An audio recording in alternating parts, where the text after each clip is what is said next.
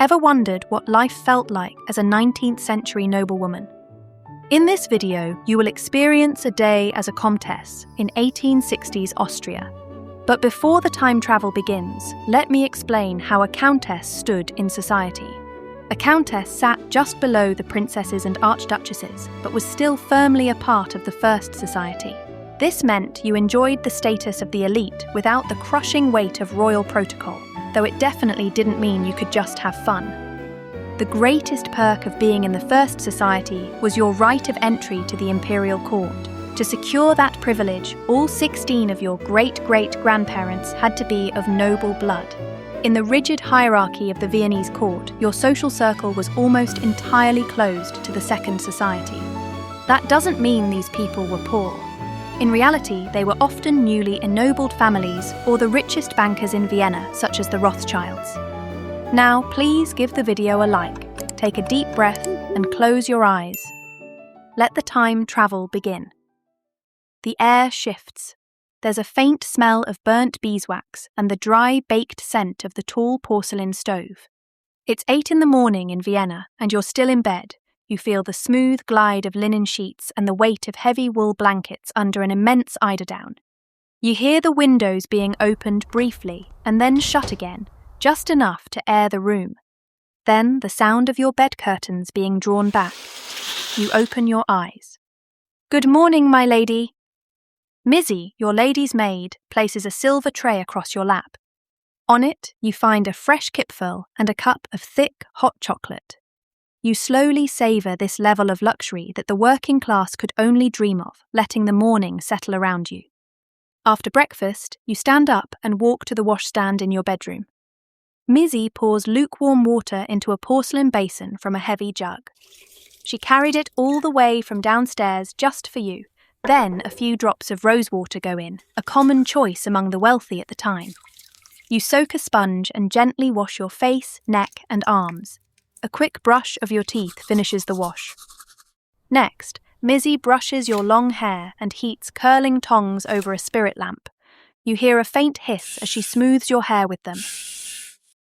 Then it's time for your makeup. Now, in the 1860s, the goal is for you to look as if your skin is naturally pale and flawless, and your lips were born rosy. You want others to see the glow of health and never suspect the layer of paints hidden beneath. First, you apply a little cold cream as a moisturizer. For your foundation, you use rice powder scented with violet essence. People are starting to realize that lead-based cosmetics are poisonous, but some still use them for that extreme pale look, though it's not as heavy as it was back in the 18th century. Then, for the cheek rouge, you may apply a liquid rouge made from carmine and alcohol, or a powdered rouge made of French chalk mixed with carmine or bastard saffron. Although you've heard that a perfumer named Eugene Rimmel recently invented the world's first non-toxic mascara, you're unlikely to wear such obvious makeup. Since apparent lipstick is considered vulgar, you rely on a moisturizing lip salve, secretly tinted with carmine or alkanet root to give your lips a rosy bloom. Next, the morning gown goes on. It's strictly for home, meant only for family eyes. You'd never let a guest catch you wearing it. At around 9, you head into your small salon. This is the room where you would chat with friends if they came to visit, but the morning is usually reserved for private matters. You set to work on that pile of invitations sitting on the desk. After that, you read a French novel. It's a common way to perfect your French. The Count of Monte Cristo is a safe choice, though you sometimes secretly read Les Miserables or Madame Bovary. Then you move on to piano practice. In this era, this isn't just a hobby. You're expected to perform for guests just to prove you've been raised as a proper lady. When the clock reaches 11, it's time for you to change to another dress, as you may have visitors any time now. Back in your dressing room, you slip out of your loose morning gown. You are already wearing your chemise and drawers, so Missy just helps you pull on your white silk stockings. The boots come next, because once the corset is on, it won't be easy to bend down. Now for the corset. You hear the sound of cotton laces sliding through metal eyelets as she pulls them harder and harder. But this doesn't mean she aims to lace you so tightly that you almost can't breathe. It's a mistake to think everyone favoured extreme corseting like the Empress. Next comes the cage crinoline, Some still wear the dome shape, but the trend now is to have a flatter front and push the volume to the back. Then, 2 layers of soft white muslin petticoats are carefully put on over the frame, followed by a silk taffeta skirt. Finally, the bodice to complete the look. Now you sit at the dining table with your family for a Gabelfrühstück. Though it is called a fork breakfast, it doesn't mean you can only use a fork. It starts with fresh oysters, a plate of truffled eggs and melted cheese, followed by fine sausages. Then, the incredibly tender beef in a rich sauce pairs perfectly with a glass of wine. A young man, who is also part of the First Society, has been invited to dine with you today, and he's clearly interested in you. He is the eldest son of his family, which means the law ensures the vast family estates will pass directly into his hands. Your parents like him, but you think he is, well, not a very interesting person. He tries to impress you by droning on and on about the specific soil quality of his family estates in Bohemia. You nod politely while your mind wanders to the ballroom tonight, wondering if the champagne will be as dry as his conversation. Finally, you finish the meal with your favourite cake called Gugelhupf and a black coffee topped with a thick layer of whipped cream. Later, you decide to head out for a bit of shopping, so you change into a walking dress. The hem is slightly shorter than a typical day dress, just to prevent the expensive fabric from dragging in the street dust. And to protect your skin from even a hint of a suntan, you have to wear a hat and gloves, and you're never without your parasol. Inside the perfumery, your personalised scent awaits.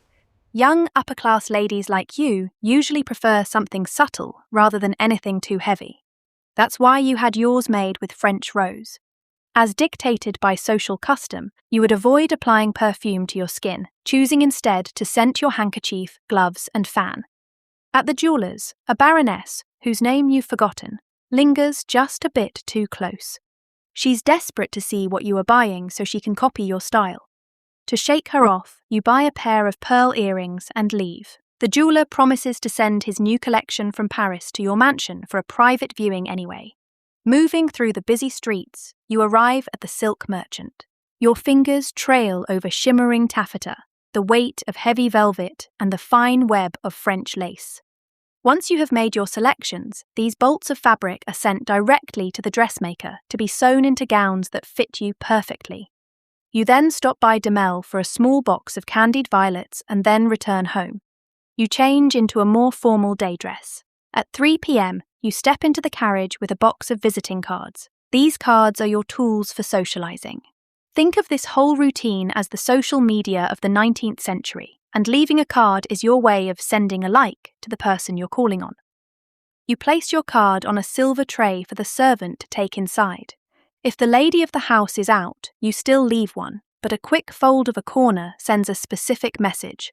The upper right corner means you were there in person. The upper left is for congratulations, the lower left is for condolences, and the lower right means farewell. High society carriages are all over the inner city, playing this same card exchange game. You're lucky today because it's the weekly reception day of Pauline von Metternich. She's a princess and a legendary socialite, newly returned from Paris, so being introduced to her feels like a real honour. You compliment her dress, and she tells you it's by the famous fashion designer Charles Frederick Worth. She comments on how the Empress always seems to avoid court duties, then shares her plans for the upcoming charity flower show. After that, you discuss the new opera over light refreshments and a pot of caravan tea. The visit lasts only about 15 to 20 minutes, as etiquette requires formal calls to be brief. As 5 p.m. rolls around, you head back home and remove your corset. You need to squeeze in some rest before the big event tonight. You apply a thin layer of cold cream to your face. It's made of almond oil, rose water, and beeswax. After a quick nap, your hairstylist arrives with a full toolbox. She spends the next hour transforming your hair into an elaborate masterpiece of braids and ringlets, pinning it tightly. Then, you perfect your makeup by adding a bit of pearl powder for a soft glow. Misi helps you get dressed again. This time, it's a ball gown. While many period dramas show off-the-shoulder dresses during the day, they were actually considered inappropriate, although certain ceremonial occasions were exceptions. In the evening, however, baring your shoulders is essential for elegance. Finally, you take your fan and dance card. You're ready for the ball. Your carriage moves slowly toward the Hofburg Palace in the city centre. Through the window, you see a long line of glittering carriages and gaslights flickering against the snow. You arrive at 8:15, hand your evening cloak to a servant, and smooth your skirt. Deep breath. Here we go, you tell yourself. The master of ceremonies announces your family's entrance. Your parents lead the way, and you follow closely behind while linking arms with your brother. Suddenly, hundreds of eyes are staring at you, and you can even hear the faint sound of whispering. It's instantly stressful. You look up at the ceiling, where thousands of beeswax candles are burning in huge crystal chandeliers. At 9 o'clock sharp, the Grand Chamberlain thumps his staff 3 times against the floor. The sound cuts through the chatter of 700 people, and total silence falls. Emperor Franz Joseph and Empress Elizabeth make their entrance. As they draw near, you sink into a deep, graceful curtsy. You don't always see the Empress attending such events, and when she is absent, the highest-ranking lady at court steps in to be the hostess. Depending on the year, this lady could be Sisi's mother-in-law or sister-in-law. As the hosts of this kind of ball at court, Franz Joseph and Sisi almost never dance. Instead, they greet the guests in order of rank. After the first round of greetings, Johann Strauss Jr. leads the orchestra as they strike up the first waltz. You stay back until the archduchesses and princesses start to spin. Never go before them, or all of Vienna will laugh at your family tomorrow. For the next dance, your brother escorts you to the next man on your dance card. A gentleman usually secures these dances days in advance or approaches you earlier in the evening, but you always make sure to leave a few blank lines for unexpected encounters. Are you ready? He asks. He leads you with absolute focus. As you spin into the dance, you feel the candlelight blur into a golden glow. Having many suitors is perfectly normal in this highly competitive marriage market, and there's no need to feel guilty for dancing with different men. In fact, unless you're engaged, dancing with the same man more than twice is enough to make the whole room whisper. Now, if a gentleman from the illustrious Liechtenstein or Schwarzenberg families asks you to dance, your parents will be absolutely ecstatic. But if an archduke shows interest in you, it's a nightmare. Everyone will judge every single thing you do, and one small mistake could ruin your whole family. Even if you marry him, your children will never be true royalty. You might not even be allowed to sit with your husband on many official occasions. Has this ever actually happened? The answer is yes. One famous example is Archduke Franz Ferdinand. He married Countess Sophie Chotek, a union known as a morganatic marriage. Their assassination eventually sparked World War I, but that won't happen until 1914. You look around and see the only single archduke near your age is not interested in women.